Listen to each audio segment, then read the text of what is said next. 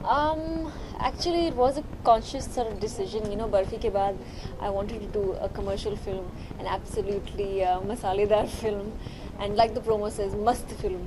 So I think Phata poster has all those elements. Usme you'll have comedy, romance, drama, action.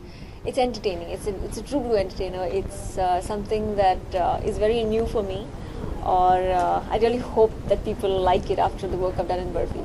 Film का नाम है फटा poster निकला hero. उसमें मेरे कैरेक्टर का नाम है विश्वास राव। फिल्म 20 सितंबर को रिलीज़ होगी। विश्वास राव फिल्म के अंदर एक्चुअली सच्चाई में वो एक्टर बनना चाहता है, लेकिन उसकी माँ का सपना है कि वो एक ईमानदार इंस्पेक्टर बने।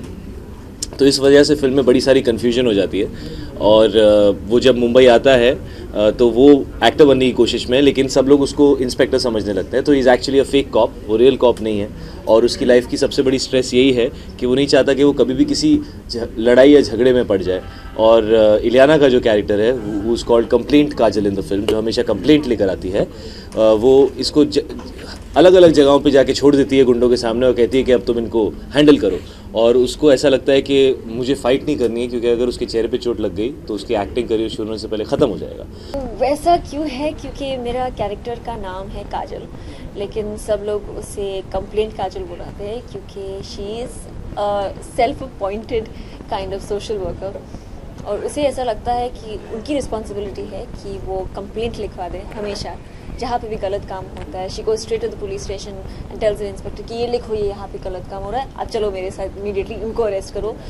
So it's really funny and she actually is looking for some ईमानदार, भरोसेदार kind of cop, and she bumps into Shahid and she actually thinks he's a cop. So it's very funny because she genuinely takes her job very seriously. She really thinks that it is her job to write complaints. That's why she's called Complaint Kajal. भैया पहली बात तो मैं ये बता दूं सबको कि जब हीरो पोस्टर फाड़ के निकलता है तो एक्चुअली पोस्टर को फाड़ने की कोशिश ना की जाए। हम लोगों ने जब ये सीक्वेंस शूट करने की कोशिश की थी तो पहली बार तो मेरा फेस ही ऐसा चिपक गया था पोस्टर के ऊपर, क्योंकि वो फिर हमने रियलाइज़ किया कि वो विनाइल मटेरियल जो होता है जिसका एक्चुअली पोस्टर बनता है वो काफ़ी हार्ड होता है। तो उसको पहले अलग अलग तरीके से काटना पड़ा हम लोगों को। फिर उसको काफ़ी तरीके से काट के हम लोग 3rd फ्लोर से मुझे जंप करना था।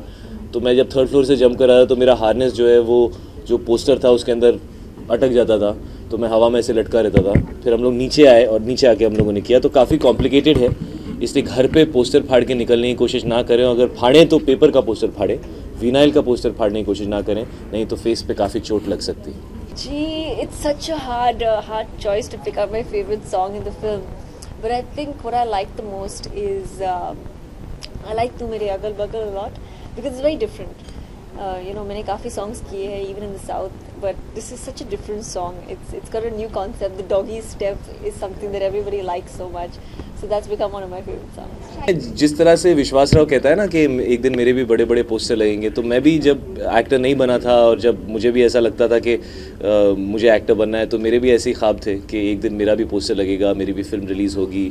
मुझे याद है मैं होर्डिंग्स के नीचे खड़े रह के देखा करता था कि यार एक दिन मेरा लगेगा पोस्टर, नहीं लगेगा। तो डेफिनेटली मैं भी उन मोमेंट से गुजरा हूँ, मैं भी ऑडिशन देने गया हूँ, मैंने वो सब किया है। How is working with Rajkumar Santoshi?